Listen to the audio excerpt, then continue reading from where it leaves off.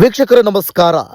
ನಾವು ಎಂತೆಂಥ ವಿಷಯಗಳನ್ನು, ಎಂತೆಂಥ ಸುದ್ದಿಗಳನ್ನು ಯಾವ್ಯಾವ ರೀತಿಯಲ್ಲಿ ಯಾವ್ಯಾವ ಆ್ಯಂಗಲ್ನಲ್ಲಿ ನೋಡ್ತೀವೋ ಆ ಆ್ಯಂಗಲ್ಗಿಂತ ಭೀಕರವಾದಂಥ ನಿಜವಾದ ಸುದ್ದಿಗಳನ್ನು ನಾವು ನೇರವಾಗಿ ನೋಡಲಿಕ್ಕೆ ಇಷ್ಟಪಡ್ತೀವಿ. ಅಂದರೆ ಇಷ್ಟಪಡ್ತೀವಿ ಅನ್ನೋದಕ್ಕಿಂತ ಸ್ವಲ್ಪ ಸುದ್ದಿಯನ್ನು ನೋಡೋದಕ್ಕೆ ಕಷ್ಟ ಆಗುತ್ತೆ ಅಥವಾ ಕೇಳೋದಕ್ಕೂ ಕೂಡ ಕಷ್ಟ ಆಗಬಹುದು. ಆ ರೀತಿಯಾದಂಥ ಸುದ್ದಿಗಳನ್ನು ಈಗಿನ ಜನ್ರೇಷನ್ನಲ್ಲಿ ನಾವು ನೋಡ್ತಾ ಇದ್ದೀವಿ. ಜನ್ರೇಷನ್ ಎಷ್ಟೇ ಗ್ಯಾಪ್ ಆದರೂ ಕೂಡ ಮನುಷ್ಯ ಅಂತಂದ ಮೇಲೆ, ಪ್ರಾಣಿ ಅಂತಂದ್ರ ಮೇಲೆ ಆ ಒಂದು ಆಕರ್ಷಣೆ, ಗಂಡು ಹೆಣ್ಣಿನ ಆಕರ್ಷಣೆ, ಪ್ರೀತಿ, ಪ್ರೇಮ, ಈ ಅಫೇರ್ಸ್ಗಳು ಇವೆಲ್ಲವೂ ಕೂಡ ಒಂದು ರೀತಿಯಲ್ಲಿ ಈ ದಿನಗಳಲ್ಲಿ ಸರ್ವೇ ಸಾಮಾನ್ಯವಾಗಿ ಕೇಳಿ ಬರ್ತಾ ಇರುವಂಥ ಒಂದಷ್ಟು ವಿಚಾರಗಳು.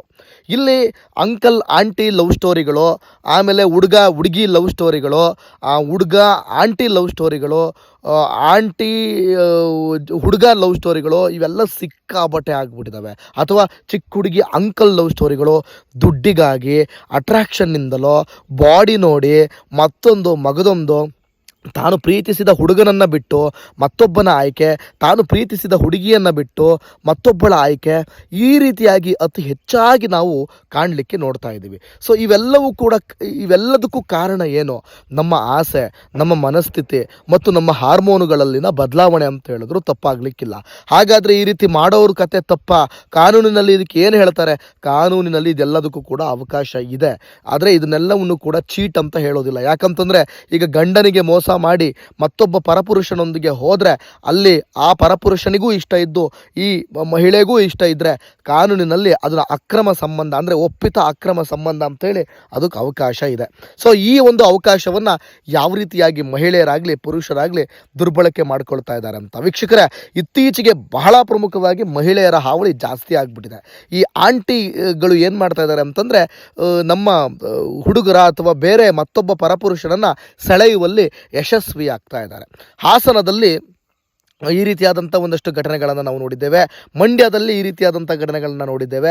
ಅತಿ ಹೆಚ್ಚಾಗಿ ಹಾಸನ, ಮಂಡ್ಯ, ಮೈಸೂರು ಮತ್ತು ಈ ಶಿವಮೊಗ್ಗ, ಆಮೇಲೆ ಸ್ವಲ್ಪ ಉತ್ತರ ಕರ್ನಾಟಕ ಭಾಗದಲ್ಲಿ ಈ ವಿಚಾರಗಳನ್ನು ನಾವು ಯಥೇಚ್ಛವಾಗಿ ನಾನು ಸುದ್ದಿ ಮಾಧ್ಯಮದಲ್ಲಿ ಕೆಲಸ ಮಾಡ್ತಿರುವಂಥ ಸಂದರ್ಭದಲ್ಲಿ ಈ ಜಿಲ್ಲೆಗಳಲ್ಲೇ ಅತಿ ಹೆಚ್ಚಾಗಿ ನಾವು ನೋಡ್ತಾ ಇರ್ತೀವಿ. ಈಗ ಹಾಸನದ ಒಂದು ಮದುವೆಗೆ ಬಂದಿದ್ದರು, ಅಂದರೆ ಬೇಲೂರಿನಲ್ಲಿರುವಂಥ ಒಂದು ಮದುವೆ, ಹಾಸನದ ಮದುವೆಗೆ ಬಂದಿದ್ದಂಥ ಒಬ್ಬ ಆಂಟಿ. ಈ ಕಥೆಯನ್ನು ಕೇಳಿದ್ರೆ ನೀವು ನಿಜಕ್ಕೂ ಕೂಡ ಬೆಚ್ಚ ಹೋಗೋದು ಫಿಕ್ಸು. ನೋಡಿ, ಇಲ್ಲಿ ಇತ್ತ ಪೊಲೀಸರ ಪರದಾಟ, ಆ ಕಡೆ ಪರಪುರುಷರ ಜೊತೆ ಆಂಟಿಯ ಆಟ. ಈ ಆಂಟಿಯ ನೌಟಂಕಿ ಆಟ ಮತ್ತಷ್ಟು ಬಯಲಾಗಿದೆ. ಆ್ಯಕ್ಚುಲಿ ಏನಾಯಿತು ಬನ್ನಿ ನೋಡ್ತಾ ಹೋಗೋಣ. ಹಾಸನದಲ್ಲಿ ಮದುವೆಗೆ ಅಂತ ಬಂದಿದ್ದ ತುಮಕೂರಿನ ಕುಣಿಗಲ್ ಮೂಲದ ಮಹಿಳೆ ನಾಪತ್ತೆಯಾಗಿದ್ದರು. ಮದುವೆಗೆ ಅಂತ ಬಂದರು, ಒಂದಷ್ಟು ಚಿನ್ನವನ್ನು ಹಾಕ್ಕೊಂಡು ಬಂದಿದ್ದರು. ಆಮೇಲೆ ಆಕೆಯ ಅಂಡರ್ವೇರು, ಒಳ ಉಡುಪು ಮತ್ತು ಒಂದಷ್ಟು ಸೀರೆ ಪೀಸು, ಮೆಟ್ಟು, ವ್ಯಾನಿಟಿ ಬ್ಯಾಗು ಇವೆಲ್ಲ ಏನೋ ಒಂದು ಕೆರೆ ಪಕ್ಕದಲ್ಲಿ ಸಿಕ್ಕಿದು. ನೋಡೋದಕ್ಕೆ ಈ ಮೊಮ್ಮ ಚಿನ್ನ ಹಾಕೊಂಡ್ಬಂದಿತ್ತು, ಯಾರೋ ಚಿನ್ನ ಕದ್ದು ಆಕೆನ ಕೊಲೆ ಮಾಡಿ ಹೋಗ್ಬಿಟ್ಟಿದ್ದಾರೆ ಅಂತ ನಾವು ಕೂಡ ಬೆಳಗ್ಗೆ ಮಾತಾಡ್ಕೊಂಬಿಟ್ಟಿದ್ದೋ, ಅಥವಾ ಅತ್ಯಾಚಾರಕ್ಕೊಳಗಾಗ್ಬಿಟ್ಲಾ ಈ ಹುಡುಗಿ ಅಥವಾ ಈ ಆಂಟಿ ಅನ್ನೋ ಶಂಕೆ ವ್ಯಕ್ತ ಆಗಿತ್ತು. ಆದರೆ ಇದೀಗ ಇದು ಸಿನಿಮಾ ಸ್ಟೋರಿಯನ್ನೇ ಮೀರಿಸುವಂತಹ ಕತೆ ವೀಕ್ಷಕರೇ. ಪ್ರಿಯಾಂಕಾ ಅನ್ನೋ ಆಂಟಿ, ಈಕೆ ಮಾಡಿದ್ದ ಹೈಡ್ರಾಮಾ ಪೊಲೀಸರನ್ನ ಜೊತೆಗೆ ಇಡೀ ರಾಜ್ಯದ ಜನರನ್ನೇ ದಂಗು ಬಡಿಸ್ಬಿಟ್ಟಿದೆ. ಸದ್ಯ ಬೇಲೂರು ಪೊಲೀಸ್ ವಿಶೇಷ ತಂಡ ಕುಣಿಗಲ್ನಲ್ಲಿ ಪ್ರಿಯಾಂಕಾ ಮತ್ತು ಗೆಳೆಯ ಡೇವಿಡ್ ಅನ್ನು ವಶಕ್ಕೆ ಪಡೆದುಕೊಂಡಿದ್ದಾರೆ. ಆ್ಯಕ್ಚುಲಿ ಏನಾಯಿತು? ಸಿಕ್ಕಾಬಟ್ಟೆ ಹೈಡ್ರಾಮಾ ಮಾಡಿದ ಈಕೆ ಮಾಡಿದ್ದೇನು, ಪ್ರಿಯಾಂಕಳ ಪ್ಲಾನ್ ಏನಾಗಿತ್ತು, ಇವೆಲ್ಲದರ ಕಂಪ್ಲೀಟ್ ಡೀಟೇಲ್ಸನ್ನು ಕೊಡ್ತೀವಿ. ಇನ್ನು ಯಾರು ಕೂಡ ಸಬ್ಸ್ಕ್ರೈಬ್ ಮಾಡ್ಕೊಂಡಿಲ್ಲ ಅಂತಂದರೆ ಈ ಕೂಡಲೇ ದಯವಿಟ್ಟು ಸಬ್ಸ್ಕ್ರೈಬನ್ನು ಮಾಡ್ಕೊಂಬಿಡಿ ವೀಕ್ಷಕರೇ. ನಾವು ಅಂದುಕೊಂಡಂತೆ ಆಗೋದಿಲ್ಲ. ನಾವು ಏನು ಅಂದ್ಕೊಂಡಿರ್ತೀವೋ ಅವೆಲ್ಲವೂ ಕೂಡ ಉಲ್ಟಾ ಆಗಿರುತ್ತೆ. ಕುಣಿಗಲ್ ಮೂಲದ ಪ್ರಿಯಾಂಕಾ ಮಿಸ್ಸಿಂಗ್ ಆಗ್ತಾಳೆ, ಆಯಿತಾ. ಈ ಒಂದು ಕೇಸ್ಗೆ ಸಖತ್ತು ರೋಚಕ ತಿರುವು ಪಡೆದುಕೊಂಡಿದೆ. ಮದುವೆಗಂತೇಳಿ ಹಾಸನದ ಬೇಲೂರಿಗೆ ಬಂದಿದ್ದ ಪ್ರಿಯಾಂಕಾ ಆತ್ಮಹತ್ಯೆ ಅಂತ ಬಿಂಬಿಸಿ ಪ್ರಿಯಕರ ಡೇವಿಡ್ನೊಂದಿಗೆ ಎಸ್ಕೇಪ್ ಆಗಿದ್ದಾಳೆ ಮತ್ತು ಅಲ್ಲಿ ಸಿಕ್ಕಿ ಬಿದ್ದಿದ್ದಾಳೆ. ಕೆರೆ ಬಳಿ ಬಟ್ಟೆ, ಬ್ಯಾಗ್, ಚಪ್ಪಲಿ ಪತ್ತೆಯಾಗಿತ್ತು. ಇದರಿಂದ ಮುಳುಗು ತಜ್ಞರನ್ನು ಕರೆಸಿ ಕೆರೆಯಲ್ಲಿ ಪರಿಶೀಲನೆ ನಡೆಸಲಾಗಿತ್ತು. ಅಗ್ನಿಶಾಮಕ ದಳದ ಸಿಬ್ಬಂದಿ ಆಗಮಿಸಿ ಕೆರೆಯ ಪರಿಶೀಲನೆ ನಡೆಸಿದ್ರು. ಆದರೆ ಅತ್ಯಾಚಾರವೂ ಇಲ್ಲ, ಕೊಲೆಯೂ ಇಲ್ಲ. ಮಳ್ಳಿಯ ಬೃಹನ್ ನಾಟಕ ಬಯಲಾಗಿದೆ. ಮಳ್ಳಿ ಮಂಚಕ್ಕಿಷ್ಟು ಕಾಲು ಅಂದರೆ 3 ಮತ್ತೊಂದು ಒಂದಂತ ಹಂಗಾಯ್ತು ಕತೆ ಇದೀಗ.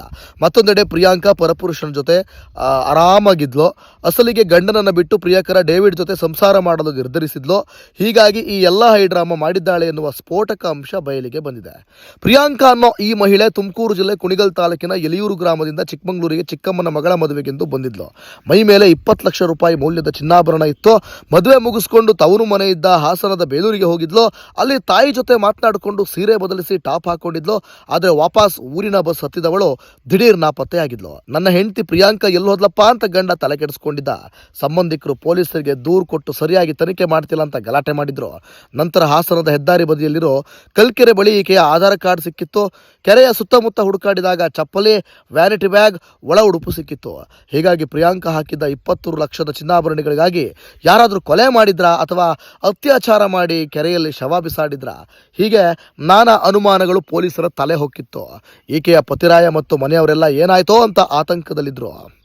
ರಾತ್ರಿವರೆಗೂ ಶವಕ್ಕಾಗಿ ಮುಳುಗು ತಜ್ಞರು ಹುಡುಕಿದ್ರು. ನಿಗೂಢವಾಗಿದ್ದ ಮಹಿಳೆ ಪ್ರಿಯಾಂಕಾ ನಾಪತ್ತೆ ಪ್ರಕರಣದ ಬಗ್ಗೆ ಪೊಲೀಸರು ಫುಲ್ ತಲೆ ಕೆಡಿಸಿಕೊಂಡು ಅಗ್ನಿಶಾಮಕ ದಳದವರು, ಮುಳುಗು ತಜ್ಞ ಈಶ್ವರ್ ಮಲ್ಪೆ ತಂಡ ನಿನ್ನೆ ರಾತ್ರಿವರೆಗೂ ಕೆರೆಯಲ್ಲಿ ಶೋಧ ಕಾರ್ಯಾಚರಣೆ ನಡೆಸಿತ್ತು.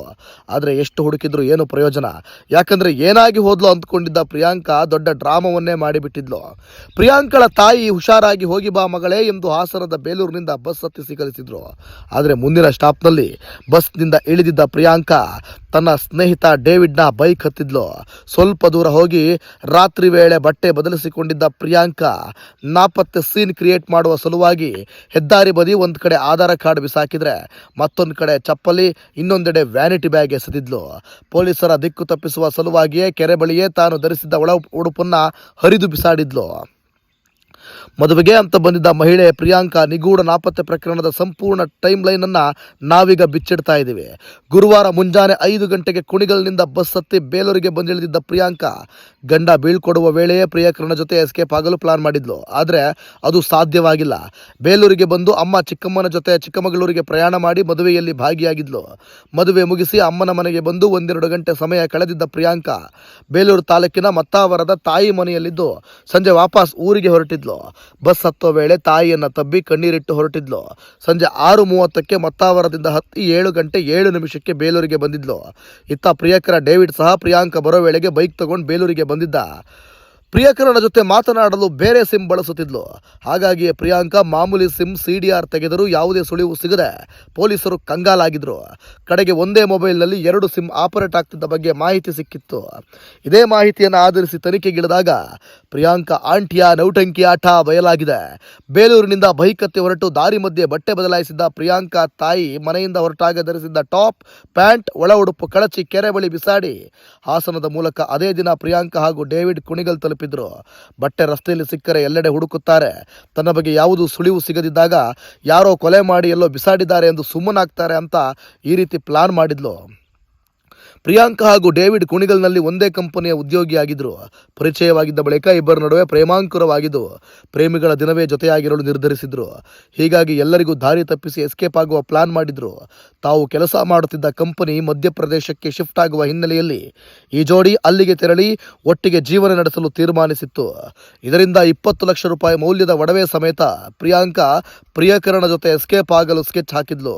ಆದರೆ ನಿನ್ನೆ ಫೆಬ್ರವರಿ 14 ಅಂದರೆ ರಾತ್ರಿ 9 ಗಂಟೆಗೆ ಕುಣಿಗಲ್ನ ಲಾಡ್ಜ್ ಒಂದರಲ್ಲಿ ಈ ಜೋಡಿ ಲಾಕ್ ಆಗಿ ಸಿಕ್ಕಾಕೊಂಡ್ಬಿಟ್ಟಿದ್ದಾರೆ.